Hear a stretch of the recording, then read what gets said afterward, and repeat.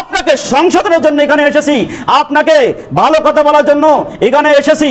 আপনি অবশ্যই দোকানদার, আজকে থেকে আপনার দোকানে যত বিড়ি সিগারেট রয়েছে, আপনার দোকানে যত গুল রয়েছে, যত জর্দা রয়েছে, যদি আল্লাহকে ভয় করে থাকেন, আল্লাহর ভয় যদি আপনার অন্তরে থাকেন, তাহলে অবশ্যই আপনি এটা কি করবেন, এটা ত্যাগ করতে হবে আপনাকে। ইন্নাল হামদালিল্লাহ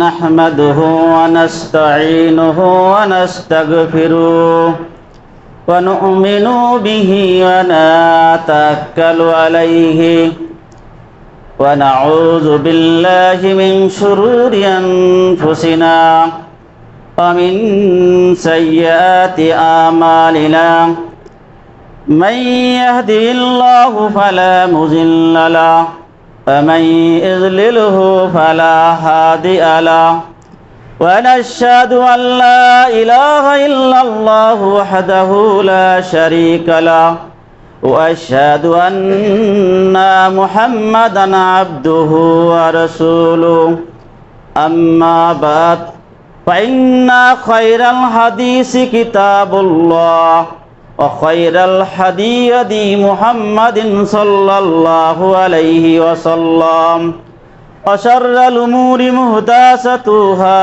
بدعة وكل بدعة ضلالة وكل ضلالة في النار فقد قال الله تعالى وتبارك في كلامه المجيد والفرقانه الحميد فأعوذ بالله من الشيطان الرجيم بسم الله الرحمن الرحيم قاف والقرآن المجيد بل أجبوا أن جاءهم منذر منهم وقال الكافرون هذا شيء عجيب أإذا متنا وكنا ترابا ذلك رجع بعيد وإذا قال الله تعالى وتبارك في كلامه المجيد والفرقانه الحميد بسم الله الرحمن الرحيم يا أيها الذين آمنوا اتقوا الله حق تقاته ولا تموتن إلا وأنتم مسلمون সূরা আল ইমরান 102 নম্বর আয়াত। সমস্ত প্রশংসা আছে আল্লাহ সুবহানাহু ওয়া তাআলার দরবারে, যার অশেষ মেহেরবানিতে আমরা দুনিয়ার সমস্ত কাজ কর্মকে ফেলে রেখে একমাত্র আল্লাহ সুবহানাহু ওয়া তাআলার সন্তুষ্টি অর্জনের জন্য ইয়ামুল জুমার এই দিনে পৃথিবীর সর্বোত্তম জায়গা মসজিদে হাজির হয়ে কিছু কথা শোনার এবং বলার যে সুযোগ পেয়েছি, এই জন্য অন্তরস্থল থেকে শুকরিয়া জ্ঞাপন করি আলহামদুলিল্লাহ। দুরূদ ও সালাম বর্ষিত হোক আপনার আমার নবী, শেষ নবী, আখির নবী হযরত মুহাম্মদ মুস্তাফা আহমদ মুস্তাফা সাল্লাল্লাহু আলাইহি ওয়াসাল্লাম পর। সম্মানিত উপস্থিতি, আপনারা গতানুগতিকভাবে অনেক আলোচনা শুনে থাকেন, কখনো বা আকীদার পরে, সালাতের পরে, রমজান মাসে সিয়ামের পরে, কেউ হজ, জাকাত, কুরবানি, ফিতরা, দান, সাদকা, পর্দা, বিভিন্ন বিষয় আপনারা ধারাবাহিকভাবে এখানে আলোচনা শুনে থাকেন। তো আজকে আমি আপনাদের সামনে যে বিষয়টি আলোচনা করব, এই বিষয়টি অত্যন্ত গুরুত্বপূর্ণ। সংক্ষিপ্ত পরিসরে যতটুকু পারি তথ্যবহুলভাবে আপনাদের সামনে তুলে ধরার চেষ্টা করব। তো আপনাদের কাছে অনুরোধ, আপনারা ঘুম পড়বেন না। আজকের সংক্ষিপ্ত আলোচ্য বিষয় হলো ধূমপান। আবার যারা ধূমপান করে তারা চিন্তায় পড়ে গেল যে এখন কি হবে। ধূমপানের উপরে আলোচনা হবে ইনশাআল্লাহ। আপনারা শোনার জন্য প্রস্তুত থাকেন, কারণ শুধু হাত বুকে বাঁধলেন, রাফিউল ইয়াদান করলেন, আকীদা ঠিক রাখলেন, কিন্তু হারামের সাথে জড়িত থাকলেন, হারাম ভক্ষণ করলেন, হারাম পান করলেন, তাহলে কি আপনার ইবাদত হবে? হবে না। তো যাই হোক, আমি যে আয়াতটা তেলাওয়াত করেছি এরই আলোকে সামনের দিকে এগোবো ইনশাআল্লাহ। আল্লাহ সুবহানাহু ওয়া তাআলা সূরা আল ইমরান 102 নম্বর আয়াতে বলছেন, ইয়া আইয়ুহাল্লাযীনা আমানু, যারা আল্লাহকে বিশ্বাস করে তাদেরকে আল্লাহ বললেন, আল্লাহ কিন্তু বলে না ইয়া আইয়ুহাল কাফিরুন, তাহলে কাদের বোঝানো হতো? কাফেরদেরকে বোঝানো হতো। আল্লাহ যদি বলতেন ইয়া আইয়ুহাল মুনাফিকুন, তাহলে মুনাফিকদেরকে বোঝানো হতো। আল্লাহ যদি বলতো ইয়া আইয়ুহাল ফাসিকুন, তাহলে ফাসিকদেরকে বোঝানো হতো। আল্লাহ যদি বলতো ইয়া আইয়ুহান নাস, তাহলে গোটা জাতিকে বোঝানো হতো। কিন্তু আল্লাহ বললেন হে ইমানদারগণ, যারা আমাকে বিশ্বাস স্থাপন করো। আমরা এখানে যারা আছি, সালাত কম পড়ি আর বেশি পড়ি, সবাই আল্লাহকে বিশ্বাস করি না? সবাই আল্লাহকে বিশ্বাস করি। আল্লাহ বিশ্বাসীদেরকে ডাক দিয়ে বলছেন যে আমানুত্তাকুল্লাহ, তোমরা আল্লাহকে ভয় করো। এখানে যত লোক আমরা আজকে উপস্থিত হয়েছে এই মসজিদে, আল্লাহকে ভয় করি না এমন একজন ব্যক্তির ভিতরে আছে? আল্লাহকে ভয় করি না এমন একজন ব্যক্তি আজকের জুমাতে আছে? নাই। কিন্তু আবার আল্লাহ বলছেন কি, হক্কতু কতি, ভয় করলে হবে না, ভয় করার মতন ভয় করো। শুধু ভয় করলে হবে না, ভয় করার মতন ভয় করো। আমরা তো যদি আল্লাহর ভয় করতাম, প্রকৃতপক্ষে ভয় করার মতন ভয় করতাম, তাহলে যে অন্যায় হচ্ছে, জুলুম হচ্ছে, নির্যাতন হচ্ছে, হারাম খাচ্ছে বিভিন্নভাবে, এগুলো কি হতো? এগুলো হতো না। অর্থাৎ আমরা ভয় করার মতন ভয় করি না। কিন্তু বাংলাদেশের জাতীয় পশু রয়্যাল বেঙ্গল টাইগারকে যদি এখন এখানে ছেড়ে দেওয়া হয়, একটা টাইগারের ভয়ে, একটা বাঘের ভয়ে মানুষ কিন্তু এখান থেকে ছেড়ে পালানোর চেষ্টা করবে না? তাহলে সেই টাইগারকে, যে বাঘকে যে সৃষ্টি করলেন, তার ক্ষমতা কত? গোটা বিশ্বকে যিনি সৃষ্টি করলেন, তার ক্ষমতা কত? অথচ সেই আল্লাহকে আমরা ভয় করি না। আল্লাহ বলছেন ওয়ালা তামুতুন্না ইল্লা ওয়া আনতুম মুসলিমুন, তোমরা আত্মসমর্পণকারী না হয়ে, অর্থাৎ মুসলমান না হয়ে তোমরা মৃত্যুবরণ করো না।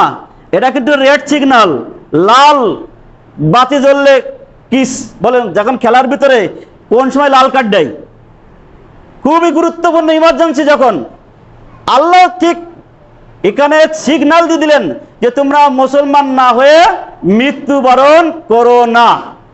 এর আগে তিনি কিন্তু ভয় করার কথা বললেন। তাহলে আমরা যদি আল্লাহকে ভয় করি, যদি আল্লাহকে আমরা ভয় করি ভয় করার মতন, তাহলে অনেক হারামের ভিতরে একটি হারাম নিয়ে আমরা আলোচনা করব। এই হারামটা যদি আমার ভিতরে থাকে, এই হারামটা যদি আপনার ভিতরে থাকে, এই হারামটা যদি আমাদের ভিতরে থাকে, তাহলে আজকের আলোচনার পরে এই হারাম ত্যাগ করতে পারবো না ইনশাল্লাহ। অনেকে আবার চিন্তা করছে কি করি, বাড়িতে 2 প্যাকেট কিনা আছে, এটাও চিন্তা করছে এই 2 প্যাকেটের কি হবে। আসুন আজকে আলোচনায় যাই। এটা এমন একটা জিনিস, দেখেন প্রতিনিয়ত রাস্তাঘাটে খাচ্ছে, এই ধূমপান করছে না, রাস্তাঘাটে করছে, ঘরে খাচ্ছে, বাইরে খাচ্ছে, কেউ ঘুম থেকে উঠে এবার টয়লেটে যাচ্ছে, টয়লেটে নিয়ে যেয়ে খাচ্ছে। পৃথিবীর কোনো স্বাস্থ্যবিজ্ঞানী বলবে না, কোনো মেডিকেল সায়েন্স বলবে না যে টয়লেটে বসে খাবার গ্রহণ করা যায়, ইসলামও বলবে না। একটা জিনিসই মাত্র খাওয়া যায়, খায় মানুষ, সেটার নাম কি? ধূমপান, বিড়ি, সিগারেট, এইটাই খায়। কত নিকৃষ্ট কিছু বললে যে রাগ করলে তুমি টয়লেটে নিজে একাজ করলে কেন, এটা খেলে কেন। অনেকের দেখেছি যে আপনার বাম হাতে চা খায়, ডান হাতে সিগারেট খায়, আছে না এরকম লোক? তো একদিন বলছি ভাই, আপনি যে ডান হাতে সিগারেট খাচ্ছেন আর বাম হাতে চা খাচ্ছেন, কারণ কি? দেখো এইটা তো হারাম, তাই ডান হাতে এটা হালাল করে নেওয়ার চেষ্টা করতেছি। নাউজুবিল্লাহ, হালাল হবে ডান হাতে খাইলে? হবে না। শহরে খাচ্ছে, বন্দরে খাচ্ছে, গ্রামগঞ্জে খাচ্ছে, কোনো শিক্ষক আবার স্কুল কলেজেও খায়, আছে না এরকম? অনেক শিক্ষক আছে স্কুল কলেজে খায়, অফিস আদালতে যারা সরকারি বেসরকারি চাকরি করে অফিস আদালতে খায়, হাট বাজারে খায়, গাড়িতে খায়, বাড়িতে খায়। মানে এ কোনো নির্দিষ্ট নেই, ও যেখানে সময় পায়, ও যদি মনে করেন গাছে উঠছে, গাছে উঠে ওখানেও যদি সুযোগ পায় ওখানেও খাবে। এর কোনো নির্ধারিত সময় নাই, এর কোনো নির্দিষ্ট জায়গা নাই, যখন যে জায়গায় সময় পায় তখন সে জায়গায় খায়। কিন্তু রাসূল সাল্লাল্লাহু আলাইহি ওয়াসাল্লাম বলছেন, সহিহ মুসলিমের ভিতরে বলছেন আল্লাহ রাসূল সাল্লাল্লাহু আলাইহি ওয়াসাল্লাম, কুল্লু মুসকিরিন খামরুন, প্রত্যেক নিশাদার দ্রব্য হলো মদ, প্রত্যেক নিশাদার দ্রব্য হলো মদ। সেটা বিড়ি হতে পারে, সিগারেট হতে পারে, গুল হতে পারে, তামাক হতে পারে, জর্দা হতে পারে, ইয়াবা হতে পারে। প্রত্যেক নিশাদার দ্রব্য, প্রত্যেক নিশাদার দ্রব্য হলো মদ। ওয়া কুল্লু মুসকিরিন হারামান, আর প্রত্যেক নিষেধার দ্রব্য হলো হারাম, প্রত্যেক মদ হলো হারাম। আল্লাহ রসুল বলছেন প্রত্যেক নিষেধার দ্রব্য হলো মদ। সিগারেট খান, বিড়ি খান, আপনি এরাও মদের সাথে তুলনা করা হয়েছে। আর প্রত্যেক নিষেধার দ্রব্য হলো হারাম।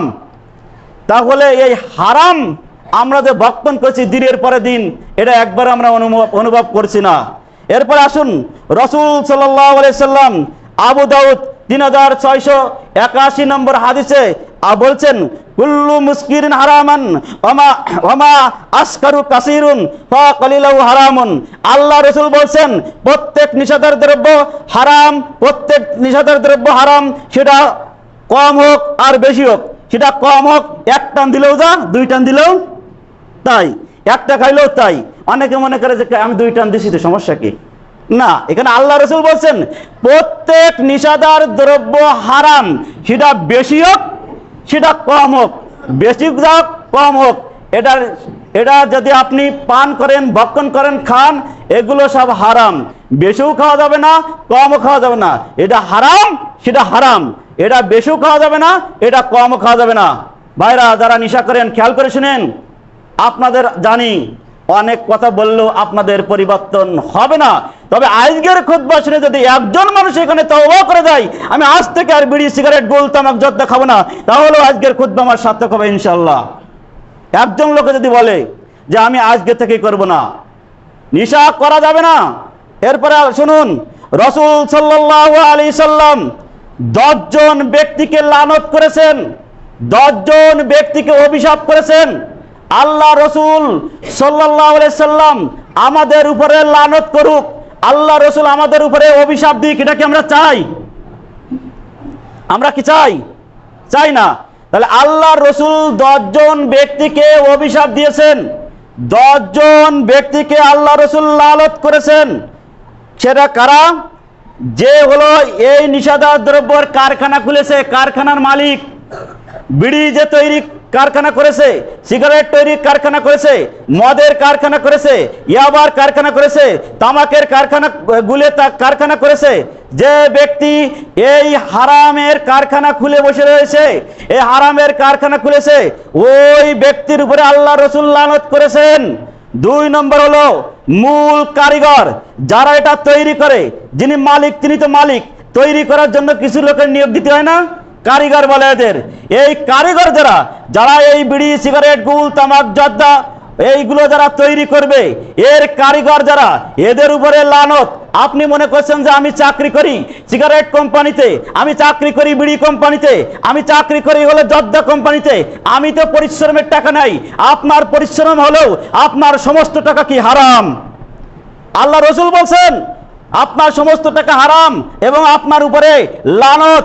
আপনি মনে করছেন যে আমি পরিশ্রম করেছি, না, পরিশ্রম করলেও আপনার টাকা আপনার জন্য হালাল নয়, আপনার উপরে লানত। 3, যে খায় তার উপরে লানত, যে খায় তার উপরে লানত।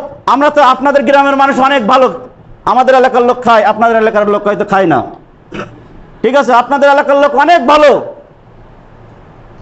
সিগারেট খেয়ে সারাদিন টাকা উড়াই দিতে পারে, মসজিদে আসার সময় 0। আছে না এরকম লোক? এসব বিষয় পরে। তারপরে যে বহন করে, অর্থাৎ সিগারেটের কোম্পানি গাড়ি চলে আসছে, বিড়ি কোম্পানি গাড়ি চলে আসছে, জর্দা কোম্পানি গাড়ি আসছে, ওই যে স্টারিং করবে, যে গাড়ি চালাবে, যে বহন করে দোকানে দোকানে, মার্কেটে মার্কেটে দিয়ে আসবে, ওই ব্যক্তির আল্লাহর রাসূল অভিশাপ করেছে, আপনি ওই কোম্পানির ড্রাইভার হতে পারবেন না, আপনি ওই ধূমপান কোম্পানির আপনি বহনকারী হতে পারবেন না, ধূমপান কোম্পানির চাকরি করতে আপনি পারবেন না। এটা আপনার জন্য হারাম, আপনার রুজিও হারাম, আপনার জন্য আল্লাহর রাসূলের অভিশাপ। যার নিকট বহন করা হয়, মনে করেন আমি বহন করে আপনার কাছে দিচ্ছি, আপনাকে দিচ্ছি, আপনি আমার কাছ থেকে ক্রয় করছেন, দোকানে নিচ্ছেন, আপনার গোডাউনে নিচ্ছেন, তারপরে আল্লাহর রাসূল লানত করেছেন, অভিশাপ দিয়েছেন। তারপরে যে অন্যকে খাওয়ায়, যে অন্যকে খাওয়ায়, আমরা আজকাল সিগারেট, বিড়ি, সিগারেট এগুলো দেওয়া আমরা মনে করেছি যে এটা হলো একটা ভদ্রতার পরিচয়, এটা হলো ভদ্রতার পরিচয়। আল্লাহ রাসূল বলছেন, যে সিগারেট কিনে খাওয়াবে, যে ক্রয় করে আরেকজনকে দিবে, ওই ব্যক্তির উপরে হলো আল্লাহ রাসূল লানত করেছেন, অভিশাপ করেছেন। তারপরে বিক্রেতা, এখানে অনেক দোকানদার রয়েছেন, আল্লাহর হস্তে বলবো, আপনার মঙ্গলের জন্য এখানে কথা বলছি, আপনার ভালোর জন্য কথা বলছি, আপনি হারাম থেকে বিরত থাকেন এই জন্য কথা বলছি, আপনি জান্নাতে যাবেন এটাই আমরা আশা করি, আপনি ভালো কাজ করবেন এটাই আমরা আশা করি, আপনাকে সংশোধনের জন্য এখানে এসেছি, আপনাকে ভালো কথা বলার জন্য এখানে এসেছি। আপনি অবশ্যই দোকানদার, আজকে থেকে আপনার দোকানে যত বিড়ি সিগারেট রয়েছে, আপনার দোকানে যত গুল রয়েছে, যত জর্দা রয়েছে, যদি আল্লাহকে ভয় করে থাকেন, আল্লাহর ভয় যদি আপনার অন্তরে থাকেন, তাহলে অবশ্যই আপনি এটা কি করবেন, এটা ত্যাগ করতে হবে আপনাকে। খাইবারের যুদ্ধ মুসলমানদের বিজয় লাভ করলেন। খাইবারের যুদ্ধে মুসলমানদের বিজয় হলো, গাদার গোশ রান্না চলছে, রান্না হয়ে গেছে। খাইবারের যুদ্ধে মুসলমানরা বিজয় লাভ করেছে, তখন গাদা গোশ খাওয়া হালাল ছিল। গাদার গোশ কেউ কেউ খাচ্ছে, এমন সময় ওহী নাজিল হলো আল্লাহ রাসূলের কাছে, গাদার গোশ খাওয়া এখন আর হালাল নেই, এখন কি হয়ে গেছে, হারাম। আল্লাহ রাসূল সাহাবীদেরকে ডাক দিয়ে বললেন, হে আমার সাহাবীরা, আজকে থেকে গাদার গোশ খাওয়া হারাম। সাহাবীগণ বললেন না যে এতগুলো খরচ করলাম, এতগুলো খরচ হলো, আজকের দিনটা অন্তত খেয়ে নি, আজকের দিন আমরা খেয়ে নিই। তারা কি করলো, হাড়ি ভর্তি খাবার সব ঢেলে দিল, সমস্ত খাবার ঢেলে দিল। যারা খেয়ে ফেলেছে তারা তো খেয়েছে, তাদের তো সমস্যা নেই, হাড়ি ভর্তি খাবার ঢেলে দিল। একবারও প্রশ্ন করলো না যে কেন খাবো না, আজকে এত খরচ করে রান্না করা হয়েছে, কেন খাবো না, কোনো দ্বিতীয় কথা বললেন না। এটা বিধানকার, আল্লাহর বিধানের কাছে তারা আত্মসমর্পণ করেছে, এখানে দ্বিতীয় কোনো প্রশ্ন নাই। মদ হালাল ছিল, এক সময় মদ পান করে হালাল ছিল। আল্লাহ রাসূলের কাছে যখন ওই আসলো, মদিনায় থাকাকালীন ওই আসলো আল্লাহ রাসূলের কাছে, আজ থেকে মদ আর হালাল থাকবে না, আজ থেকে মদ কি হয়ে যাবে, হারাম। আল্লাহ রাসূল বললেন সাহাবীদেরকে যে আজকে থেকে মদ হারাম।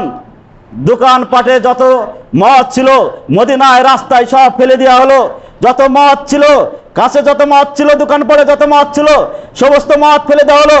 একবারে তারা বলে নাই লক্ষ লক্ষ টাকার মদ দোকানে রয়েছে, কেন আমরা এই মদগুলো খাবো না, লক্ষ লক্ষ টাকা মদ রয়েছে, কেন এই মদগুলো আমরা বিক্রি করবো না, তারা প্রশ্ন করে নাই, কারণ হারাম করেছে কে, আল্লাহ। এখানে সাহাবীরা দ্বিতীয় প্রশ্ন করে নাই।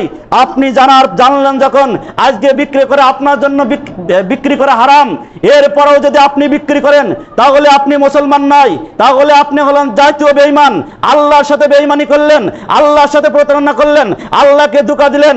আল্লাহকে ধোঁকা দেওয়ার পরিণাম খুব ভয়াবহ হবে।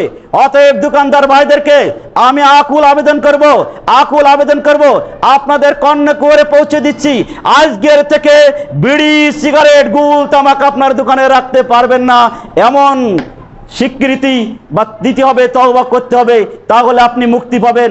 আপনার ব্যবসায় আপনি যতই করেন, এটা রাসূলের ভাষায় ওর বরকত হবে না, ওর বরকত হবে না, ওর বরকত হবে না, কারণ আপনি হারাম বিক্রি করছেন আর হারাম খাচ্ছেন, এটা এখানে বরকতের আশা করা যাবে না।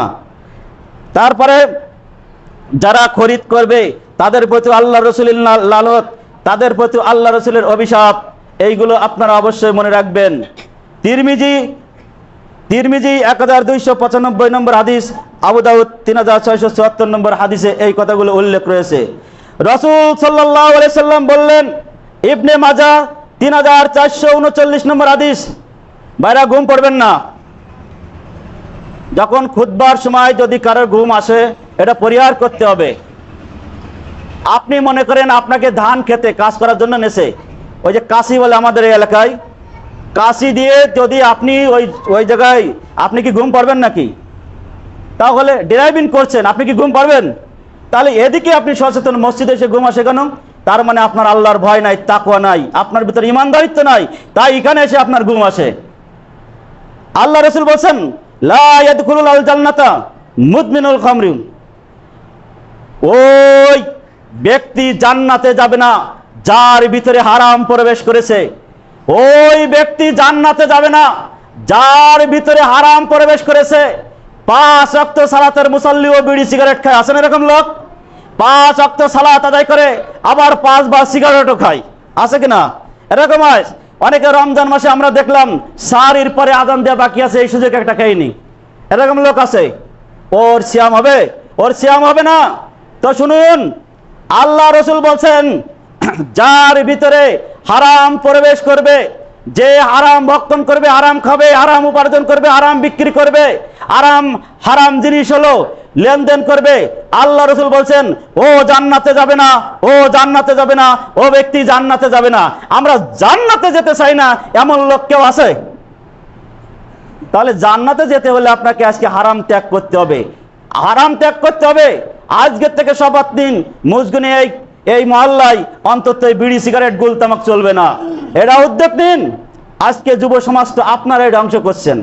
বাপকে বিটা, বাপে খাইতে তো ছেলে খায়, বাপের কাছ থেকে ছেলেরা শিখছে, তাই না? এই জন্য আপনাকে আগে পরিবর্তন হতে হবে। এরপরে আসুন, রাসূল সাল্লাল্লাহু আলাইহি ওয়াসাল্লাম কি বলছেন শুনুন। মদ পান করে নেশাগ্রস্ত অবস্থায় বা নেশা কোনো দ্রব্য, যদি কেউ বিড়ি খায়, যদি কেউ সিগারেট খায়, যদি কেউ গুল খায়, যদি কেউ তামাক খায়, কান খাড়া করে শুনুন, যদি কেউ বিড়ি খায়, যদি কেউ সিগারেট খায়, তামাক খায়, গুল খায়, জর্দা খায়, আল্লাহর রসুল সাল্লাল্লাহু আলাইহি সাল্লাম বলছেন, ইবনে মাজাহ 3440 নম্বর হাদিস, আল্লাহ রসুল বলছেন ওই ব্যক্তির 40 দিনের ইবাদত নষ্ট হয়। একবার যদি নেশা করে কয়দিনের ইবাদত নষ্ট হবে? তাহলে আপনি যে প্রতিদিন নেশা করেন, তাহলে আপনার কি হবে? একবার নেশা করলে 40 দিন তার ইবাদত নষ্ট হবে, আল্লাহ রসুল বলছেন। এর মধ্যে যদি ও তওবা করে, তাহলে আল্লাহ রসুল বলছেন ওকে ক্ষমা করে দেওয়া হবে। তারপরে যদি আবার নেশা করে, আল্লাহ রসুল বললেন যে তার 40 দিন আবার কি হবে? আবার কি হবে? ইবাদত নষ্ট হয়ে যাবে 40 দিন। তারপরে যদি সে তওবা করে ফিরে আসে, ভালো হয়ে যায়, নেশা ছেড়ে যায়, আল্লাহ রসুল বলছেন তার তওবা গ্রহণ করা হবে, কবুল করা হয়। এরপরে যদি আবার তিনবারের বার যদি আবার খায়, তিনবার যখন সে আবার নেশা করে, আল্লাহ রসুল সাল্লাল্লাহু আলাইহি সাল্লাম বলছেন এইবার যদি সে তওবা করে, তাহলেও কি করা হবে না? তিনবার খাওয়ার পরে কি করা হবে না? হবে না। একবার, দুইবার, তিনবার আমরা দেখেছেন তো সাধারণ ক্ষমা করে দেওয়া হয়। তিনবার পর্যন্ত ক্ষমা, তওবা হবে। চতুর্থবার যখন যাবেন তখন আর ক্ষমা হবে না। আল্লাহ রসুল বলছেন চতুর্থবার যখন সে ধূমপান করবে, চতুর্থবার যখন সে নেশা করবে, তার শাস্তি কি হবে শুনুন। জাহান্নামীদের, তারা হবে জাহান্নামী হবে। রাদগাতুল খাবাল নামে এক ধরনের খাদ্য তাদের দেওয়া হবে, রাদগাতুল খাবাল নামে এক ধরনের খাদ্য দেওয়া হবে। এ নেশা যারা করেন ভাইরা, আপনাদেরকে বলছি, যারা বিড়ি খান তাদেরকে বলছি, যারা সিগারেট খান তাদেরকে বলছি, যারা গুল খান তাদেরকে বলছি, যারা তামাক খান তাদেরকে বলছি, যারা জর্দা খান তাদেরকে বলছি, আল্লাহর রসুল বলছেন যে 3 বার খাওয়ার পরে তওবা, তারপরে চতুর্থবার তার জন্য তওবা নাই, তার জন্য স্থান হলো জাহান্নামে, সে যাবে হলো জাহান্নামে। জাহান্নামে গেলে কি হবে? আল্লাহর রাসূল বলছেন তাকে রাদগাতুল খাবাল নামের খাবার দেওয়া হবে। সাহাবীগণ আরজ করলেন, ইয়া রাসূলুল্লাহ, ইয়া হাবিবাল্লাহ, এই রাদগাতুল খাবার কি? এই রাদগাতুল খাবার কি? এই রাদগাতুল খাবার কি? আল্লাহ রাসূল বললেন যে জাহান্নামে যারা যাবে, জাহান্নামীদের পুষ হলো ওই নিশাদার ব্যক্তিকে খাওয়ানো হবে। নাউজুবিল্লাহ। এটা ভালো খাবার? হায় রে!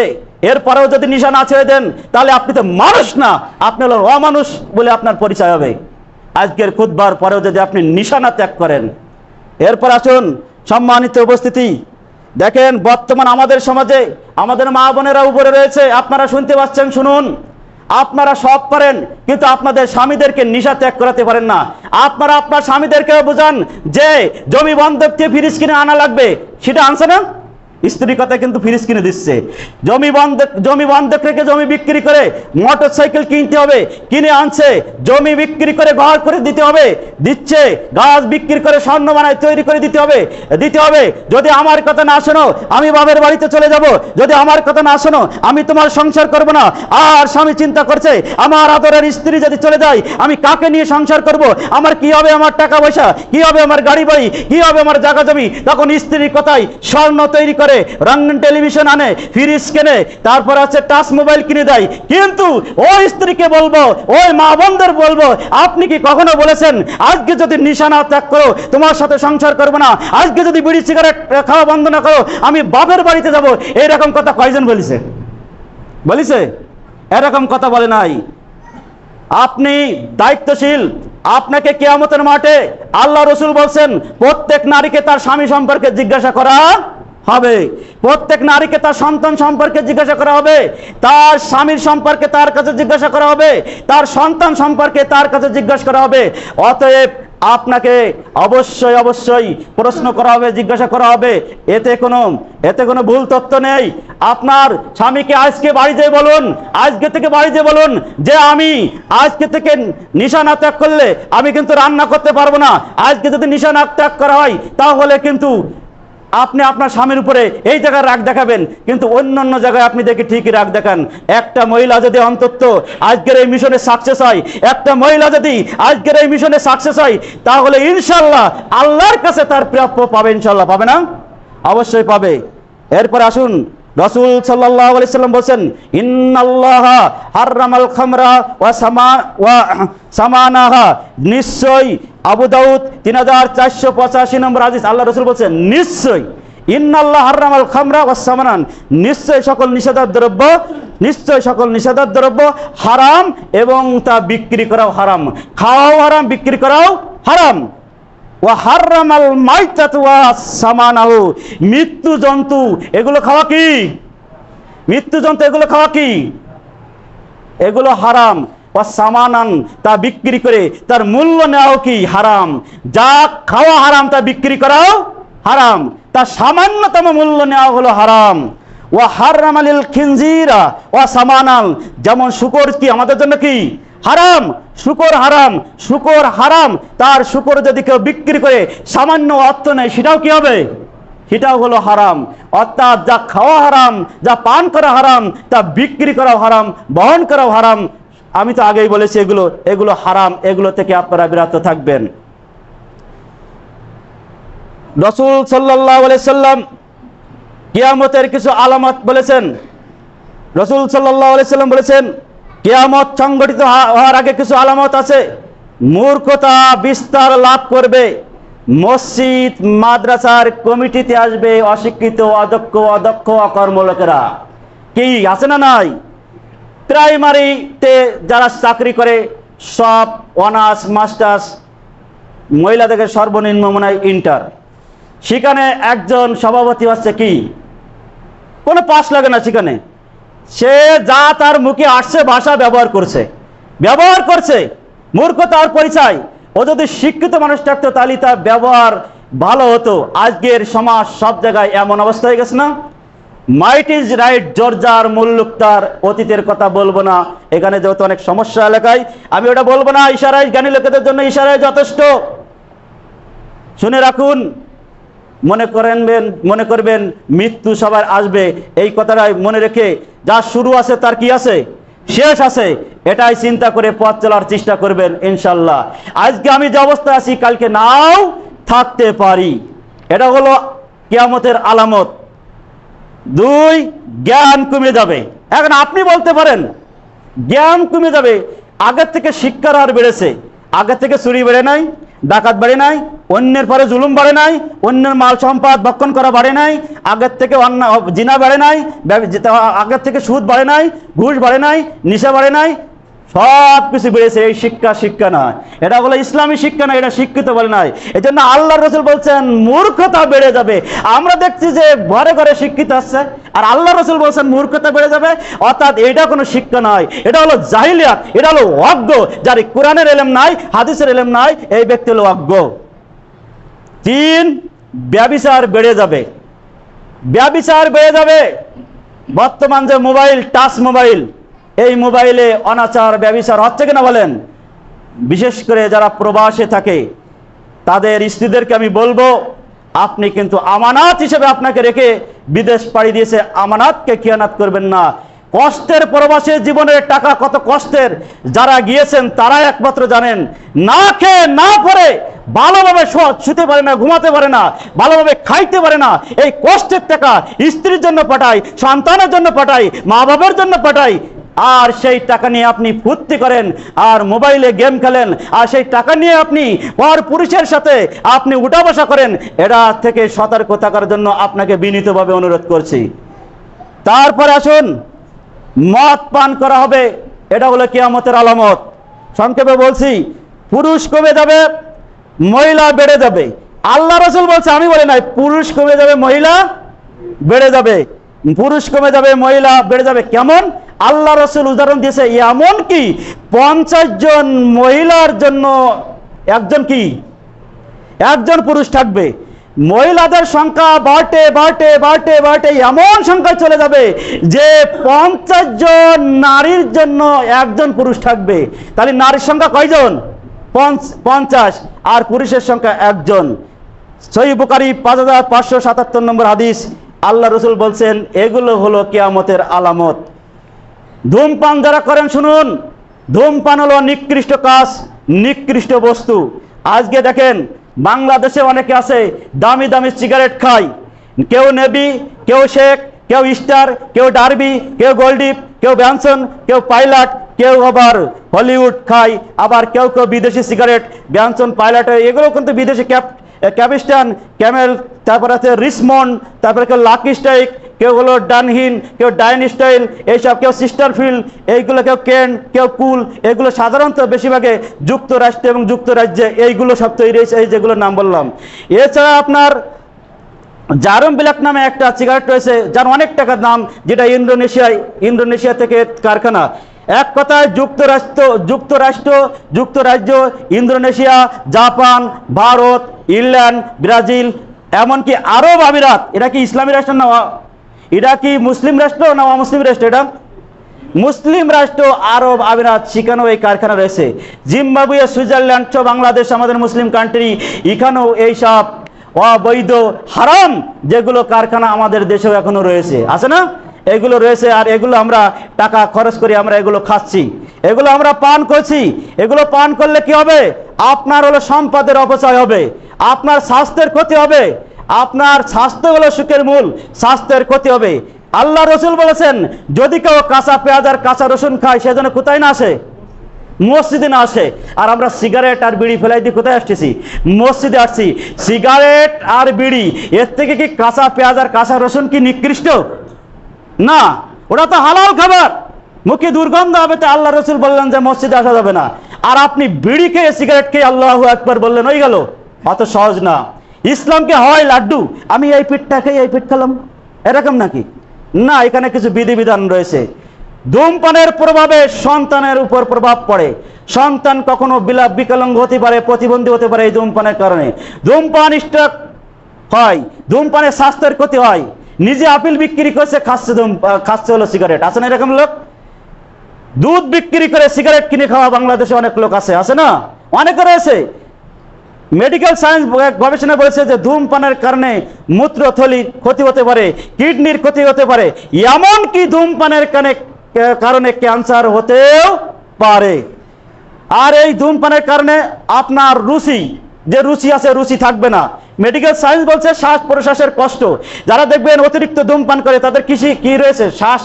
শ্বাস প্রশ্বাসে তাদের কষ্ট রয়েছে, মাথা ব্যথা হবে, শ্রবণ শক্তির দুর্বলতা হবে, এমনকি হঠাৎ মৃত্যুও হতে পারে। যক্ষ্মা হতে পারে, বদ হজম হতে পারে, পাকস্থলীতে ঘা হতে পারে, কলিজায় ছিদ্র হতে পারে, বক্ষ ব্যাধি হতে পারে, কফ হতে পারে, অতিরিক্ত কাশি হতে পারে। মেডিকেল সায়েন্স গবেষণা করে দেখেছে, সারা বিশ্বে প্রতি বছর প্রায় 35 লক্ষ লোক মারা যায় এই ধূমপানের কারণে। প্রতি বছর 35 লাখ লোক মারা যায় ধূমপানের কারণে। এখন যাই হোক, এই ধূমপান আপনার জন্য, আমার জন্য, আমাদের সবার জন্য হারাম। তো আমরা যারা ধূমপান করি, আজকের এই খুতবা শোনার পরে, এই বক্তব্য শোনার পরে, আজকে কি আমরা ধূমপান ত্যাগ করতে পারবো না? পারবো না? অনেকে চিন্তা করছে যে আমি কৃষি পড়িয়ে গেলাম আজকে। আমরা পারবো তো ইনশাল্লাহ। আল্লাহর যদি ভয় করি, পারবে কিনা? একজন ব্যক্তিও যদি আজকে এখানে বলে যে আজকে থেকে আমি ধূমপান করবো না, আজকের খুতবা সার্থকতা হবে। আজকে আপনাদের এখানে যে বিষয় নিয়ে আপনি যে এক বন্যদের সাথে রাফিউল ইয়াদান নিয়ে গন্ডগোল করেন, মামিন জোরে নিয়ে গন্ডগোল করেন, পায়ে পা নিয়ে গন্ডগোল করেন, আছে না 1000 না 2000 নিয়ে গন্ডগোল করেন, 7 তাকবীর না 12 তাকবীর নিয়ে গন্ডগোল করেন, ইফতারি আগে না পরে এটা নিয়ে গন্ডগোল করেন, সানা নিয়ে গন্ডগোল করেন, এটা না ওটা, এইটা নিয়ে আপনারা বাদাবাদি করেন। এই যে ঈদে মিলাদুন নবী আসছে, ঈদে মিলাদুন নবী যেহেতু আমরা করি না, এই জন্য আমি ওই বিষয়ে আলোচনাই করিনি। ঈদে মিলাদুন নবী এটা করা যাবে না, এটা হলো সম্পূর্ণ বিদআত। তো যেহেতু আমরা আর যা করি, বিড়ি সিগারেট গুল তামাক খাইলেও অন্তত আমরা সিনেটোলা বাজারে, আমরা কেশবপুর বাজারে এই নিয়ে ভালো তর্ক করি, এই হাত এইভাবে বাঁধতে হবে, এর জোরে আমিন বলতে হবে, এ পায়ে পা লাগাতে হবে, বলি না, এই ইফতারি এইভাবে তাড়াতাড়ি করতে হবে, এইভাবে এটা এই করতে হবে, ওটা এই করতে হবে, এটা 12 তাকবীর ঈদের সালাত আদায় করতে হবে। ঠিক আছে, সব সহি কথা বলছেন, কিন্তু আপনি যে সিগারেট বিড়ি খাচ্ছেন, এটা কি সহি? এটা কি সহি নিশা? মনে করেন মদ হারাম, মদের দোকানের উপরে লেখা হলো এটা ইসলামী মদের দোকান, এটা ইসলামী মদের দোকান, ওই মদ কি হালাল হয়ে যাবে? মদ হালাল হবে? হালাল হবে না। আপনারা তো একবারও বলতে পারলেন না আমি বিড়ি খাই, আমি সিগারেট খাই, গুল খাই, তামাক খাই, আজকের থেকে আমি ছেড়ে দিলাম। এই সাহস, এই ইমানি শক্তি আপনার ভিতরে নাই। তাহলে আপনি কি মুসলমান? আল্লাহ যে বলেন ওয়ালা তামুতুন্না ইল্লা ওয়া আনতুম মুসলিমুন, মুসলমান না হয়ে মৃত্যুবরণ করো না। তাহলে আপনার ভিতরে আমি বুঝলাম যে আজকের খুতবায় আপনার কাজ হয় নাই। ঠিক আছে, আপনার কাজ হয় নাই, আল্লাহর ভয় আপনার ভিতরে নাই। আল্লাহর ভয় যদি থাকতো তাহলে অবশ্যই আপনি বলতে পারতেন আমি আজকের থেকে আর খাবো না। দোকানদার ভাইদেরকে হুঁশিয়ার করে দিচ্ছি, সাবধান করে দিচ্ছি, এই নিষেধাজ্ঞিত খাবার পরিহার করতে হবে। সম্মানিত উপস্থিতি, আপনি যদি হারাম খান, আপনার ছেলেকে হালাল খাবে? খাবে না। আপনার থেকে শিখবে, এই জন্য আপনি সচেতন হয়ে যান। এটা হলো আজকের আলোচ্য বিষয়, হলো সকল প্রকার নিষেধাদ্রব্য পরিহার করতে হবে, সকল দ্রব্য নিষেধাদ্রব্য আমাদের পরিহার করতে হবে। আমরা প্রতিদিন, শুনুন, আমরা প্রতিদিন বাংলাদেশের লোক নেশা করে যে টাকা খরচ করি, এই টাকা যদি রেখে দেওয়া যেত, 3.5 লক্ষ মসজিদের ইমাম এবং মুয়াজ্জিনের মানসম্মত বেতন হয়ে যেত না?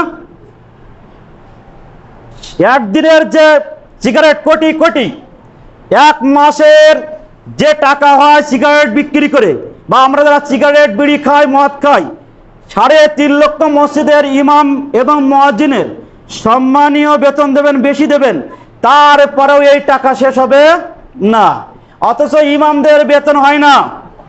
অনেক অধিকাংশ, আলহামদুলিল্লাহ তো আপনাদের এখানে সম্মান দেন, অনেক জায়গায় কিন্তু এটা দিতে চায় না, অনেক জায়গায় সম্মান দেয় না, এই মূল্য দেয় না। এটা খুব খারাপ। এটা থেকে আপনারা ভালো মানসিকতা তৈরি করুন। যে টাকাটা আপনি নষ্ট করছেন, ওই টাকাটা আপনি পরিবারের জন্য খরচ করুন, ওই টাকাটা মসজিদে খরচ করুন, ওই টাকাটা মাদ্রাসার জন্য খরচ করুন। সম্মানিত উপস্থিতি, দ্বিতীয় বিষয় হলো, আপনারা জানেন আমাদের যশোর জেলায় 3টি মাদ্রাসা, আমাদের এখন 4টে হয়েছে, সহি আকীদার মাদ্রাসা রয়েছে। আমাদের পার্শ্ববর্তী রয়েছে আবাসপুল মডেল মাদ্রাসা, যেখানে আমি ছিলাম আগে। আমাদের যশোরে রয়েছে তাওহীদ ইসলামিক কমপ্লেক্স, অধ্যাপক আকবর হোসেন ভাই যেখানে নেতৃত্ব দিয়ে, যার নেতৃত্ব দুর্বার গতিতে এগিয়েছে আলহামদুলিল্লাহ। আমাদের রয়েছে আসছে জিকরগাছায় ডক্টর আব্দুল বারী মডেল মাদ্রাসা, ওটাও আমাদের সহি আকীদার একটি প্রতিষ্ঠান। আমাদের অভয়নগর যে আপনার নওপাড়া শিল্পনগরী থেকে 5 কিলোমিটার আনুমানিক পূর্ব দিকে আমাদের যে মাদ্রাসা রয়েছে আত-তাকওয়া ইসলামিয়া মাদ্রাসা, আপনারা জানেন এখানে আমাদের একটা মসজিদও নাই।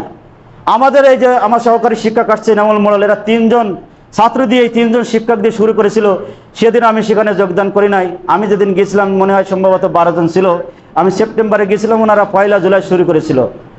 তো ওই জায়গায় এই পরিস্থিতিতে মাদ্রাসা চালানো কত কঠিন, যেখানে পাশে 4 তলা বিল্ডিং মাদ্রাসা রয়েছে, আশেপাশে অনেক মাদ্রাসা রয়েছে, মাযহাবী ভাইদের মাদ্রাসা রয়েছে, এবং এমনকি ওই এলাকা হলো পীরের আস্তানা, ওখানে কোনো মসজিদ নাই। ওখানে মাদ্রাসা করে টিকে থাকা কত কঠিন। প্রতিনিয়ত আমাদের উপরে যে হুমকি ধুমকি নির্যাতন বিভিন্নভাবে আমাদেরকে করা হয়েছে, আমাদের নামে মিথ্যাচার করা হয়েছে, আমাদেরকে বিভিন্নভাবে প্রশাসনিক ভয় দেখানো হয়েছে, তবু আমরা দমে নাই। আমরা যখন মসজিদে সালাত আদায় করতে যেতাম, তখন আমাদেরকে নিয়ে উপহাস করা হতো, বিভিন্ন কথা বলা হতো। কেউ বলতো এরা ইহুদিদের দালাল, ইসরায়েলের এরা দোসর, কেউ বলতো এরা আহলে খবিশ ইত্যাদি কথা বলতো, আমাদেরকে নিয়ে বিভিন্ন গালিগালাজ করতো। আল্লাহর অশেষ রহমতে আমরা ধৈর্য ধারণ করে আস্তে আস্তে এগিয়ে গিয়েছি। 1 বছরে 100+ আমাদের ছাত্রছাত্রী আলহামদুলিল্লাহ আমাদের মাদ্রাসায়, আলহামদুলিল্লাহ। ওই জায়গায় 100 ছাত্রছাত্রী অত সহজ মনে করবেন না। আগামীতে আমরা আশা করছি প্রায় 200 হবে ইনশাল্লাহ। 1 ডিসেম্বর থেকে আমাদের হেফজ বিভাগ চালু হবে ইনশাল্লাহ, এবং আর একটি ক্লাস বৃদ্ধি হবে। ইতিমধ্যে 60 শতক জমির উপরে আমাদের কাজ চলছে, সেখানে বালু দ্বারা ভরাটের কাজ চলছে। এই মুহূর্তে আমাদের 30 লক্ষ টাকার বেশি শুধু আমরা যে প্রতিষ্ঠানটা এখন করব এখানে লাগবে। জমির যদি মূল্য হিসাব করি একটু দরাদর করে, তাও প্রায় 60 লক্ষ টাকার ব্যাপার। সেটা আল্লাহ কবুল করেছে, প্রতিষ্ঠাতা অনেক ভালো মনের এখানে নেই, সেজন্য তার কথা বলছি। তার মানসিকতা অনেক উদাহরণে থাকলে এটা সম্ভব হতো না। এখন যে কাজটা আমরা শুরু করতে যাচ্ছি এখানে অনেক টাকার প্রয়োজন। আপনাদের 2 জন শিক্ষক রয়েছে এখান থেকে 6 এবং 6 জন ছাত্র আমাদের আবাসিকে থাকে, আলহামদুলিল্লাহ। আপনাদের অবদান আমরা অস্বীকার করি না, বরাবরই আপনাদের এখান থেকে অর্থনৈতিক সাপোর্ট আমরা পাচ্ছি। মানে শুরু থেকে এই পর্যন্ত আল্লাহর রহমতে প্রতি মাসে কম বেশি আপনাদের থেকে সাপোর্ট পাই, আলহামদুলিল্লাহ। আমরা চাচ্ছি আপনাদের এই দানের হাতকে আর একটি বৃদ্ধি করে দেন। পার্শ্ববর্তী যে মাদ্রাসাগুলো আছে সেখানেও আপনারা দেবেন, আমরা সেটাও আমরা নিষেধ করি না, কারণ ওটাও তো আমাদের মাদ্রাসা, ওটাও তো সহিহ আকীদার প্রতিষ্ঠান, কোনো নিষেধ নাই। আমাদের যশোরের মাদ্রাসা আমাদের রমজান মাসে দাওয়াত দিয়েছিল, আমরা প্রাইভেট ভাড়া করে নিয়ে গিয়েছি, 5-6 হাজার টাকা সেখানে দিয়েছি আমরা। সেখানে তাদের সাথে আমরা মত বিনিময় করি। আর আকবর ভাইয়ের সাথে নিয়মিত বলা যায় যোগাযোগ। আমার মাদ্রাসার ব্যাপারে ভাই অনেক উৎসাহ উদ্দীপনা দেয়, কোনো হিংসা নাই। সবাই আমরা সহিহ আকীদার সহিহ মানহাজের লোক। সংগঠনও যদি আলাদা কেউ করে থাকেন সেটা এটাকে নিয়ে কেন্দ্র করে যেন নিজেদের ভিতরে ফ্যাসাদ করবেন না, হিংসা করবেন না। আমরা জানি এই যেন আমার গ্রামে প্রোগ্রাম হয়েছে, কি বুঝেছে জানি না, হয়তো আমাকে বলতে ভালো লাগেনি তাই বলিনি। আমি তা নিয়ে ফ্যাসাদ করি নাই, আমি করি নাই, করার ইচ্ছাও আমার নাই। আজকে আমাদের 2 জায়গায় খুতবা ছিল আমাদের শিক্ষকদের, সেখানে যে কোনো কায়দায় তাদেরকে বন্ধ করে দেওয়া হয়েছে কৌশল করে। আমি যখন ফেসবুকে ছেড়েছি, এর আগে কোনো বন্ধ হয় নাই, ফেসবুকে ছাড়ার পরই পরের দিন এটাকে বন্ধ করে দেওয়া হয়েছে। একজনের ছিল আমার শ্বশুর বাড়ি বাজিতপুরে, আর একজনের ছিল ব্রাহ্মণডাঙ্গায় আমাদের আশিকুর রহমান এবং জিয়াউর রহমানের, সেখানে ষড়যন্ত্র করে বন্ধ করা হয়েছে। কারা করেছে এটা আমি বলতে চাচ্ছি না, তো এইগুলো আমি আশা করি না। আজকে যে জায়গায় আমরা দাওয়াতি কাজ করছি, আমরা প্রতি মাসে আমাদের আহলে হাদিস পত্রিকাগুলো ফিরিয়ে দিচ্ছি। তারা শিক্ষিত যারা আছে তাদেরকে বলা লাগছে না, তারা নিজেরা আকীদায় পরিবর্তন করছে, আলহামদুলিল্লাহ। যেসব ভাইরা আমাদের বিরোধিতা করেছিল তাদের ছেলে মেয়ে দিয়েছে আমাদের মাদ্রাসায়। 110 জন ছাত্রছাত্রী হলে 80 জন হলো তারা আমাদের আকীদার বই পড়ছে, আমাদের মানহাজের বই পড়ছে, আমাদের সব বই পড়ছে, আমাদের সিলেবাসের বই পড়ছে। তাদের ভিতরে অনেক কিছু পরিবর্তন আসছে। তারা যদি পরিবর্তন হতে পারে, তারা যদি শত্রুতা থেকে দূরে সরে যেতে পারে, তারা যদি সহযোগিতা করতে পারে, তারা যদি সময় দিতে পারে, শ্রম দিতে পারে, আমরা পারবো না ইনশাল্লাহ? ইনশাল্লাহ। আমি মনে করব এখানে যত লোক ছাত্র যতজন আজকে আমার ভাইরা আছে এবং মা ও বোনেরা পর্দার আড়ালে রয়েছে, সবাইকে অনুরোধ করব, আমাদের প্রায় 30 লক্ষ টাকার বেশি এই মুহূর্তে লাগবে। আপনারা 10, 20, 50, 100, 200 বাড়ির থেকে এসে পারেন, এখান থেকে পারেন, কুপন আছে, আপনারা ইনশাল্লাহ দেবেন। আপনারা আমাদেরকে বিমুখ করবেন না ইনশাআল্লাহ, এটা আশা করি। আপনাদের দোয়া আমরা চাই আগামীতে আপনাদের এখান থেকে আরো ছাত্রছাত্রী দেবেন। লেখাপড়ার দিক থেকে ইনশাআল্লাহ জাতিকে আমরা ফাঁকি দিইনি, ফাঁকি দেব না। আপনাদের ছাত্র আছে, মঞ্জুরুল রয়েছে, আব্দুল্লাহ সাব্বির রয়েছে, এই পাশে যে আকাশ রয়েছে, আরো যেসব বাচ্চারা রয়েছে, এই যে রকনুজ্জামান রয়েছে, এইভাবে 6টা ছাত্র আমাদের এখানে রয়েছে। এইভাবে এরা প্রত্যেকটা ছাত্র এখন কিন্তু সালাত আদায় করতে পারে, প্রত্যেকটা ছাত্র বক্তব্য দিতে পারে, প্রত্যেকটি ছাত্র হলো আপনার মনে করেন হাদিস পাঠ করতে পারে। বিভিন্ন বিষয়ের উপরে এদের যে নলেজ রয়েছে, এদেরকে ফুলতলা এলাকায়, ডুমুরা বিভিন্ন এলাকায় আমরা নিয়ে গেছি, আজকে নওপাড়ায় গিয়েছে, যখন দেখে তখন ওদের মন ভরে যায়। ছোট্ট ছোট্ট মাসুম বাচ্চারা, কি ব্যাপার। অনেক পরে এক ছাত্র গত সপ্তাহে খুতবা দিতে ঠেলে উঠেছে, যদিও তাকে দিতে দেওয়া হয়নি, তার সাহস নালে খুতবা উঠতে পারে না, অনেক পড়ে, ক্লাসে অনেক পড়ে। ইনশাল্লাহ আশা করেন আপনাদের গ্রামের ছাত্র আগামী 1 বছরে এই খুতবা দেবে ইনশাল্লাহ, এটা আমরা আশাবাদী ইনশাল্লাহ। দোয়া করবেন, আমাদের জন্য দোয়া করবেন। আমি ব্যক্তি হিসেবে আপনাদের কাছে যদি কোনো অন্যায় করে থাকি আপনারা অবশ্যই ক্ষমা করে দিবেন। অনেকে আমার পরে অনেক বিষয় নিয়ে ক্ষিপ্ত হন, আসলে কি জানেন, আমরা তো একই আকীদার লোক, এটা নিয়ে হিংসা করবেন না। আমি যদি আমলে ঠিক না থাকি তাহলে আমার দলে জান্নাতে নিয়ে যাবে না। আকীদা আমলে ঠিক থাকেন, তারপরে আপনি যা করেন কোনো আমার আপত্তি নেই। আল্লাহ রাব্বুল আলামিন আমাদের সবাইকে যেন, বিশেষ করে আমাদের সেই আকীদায় যারা আমরা যেন ঐক্যবদ্ধভাবে থাকতে পারি, আল্লাহ যেন আমাদের সে তৌফিক দান করেন। আল্লাহুম্মা আমিন। সুবহানাকাল্লাহুম্মা ওয়া বিহামদিকা আশহাদু আল্লা ইলাহা ইল্লা আনতা আস্তাগফিরুকা ওয়া আতুবু ইলাইক।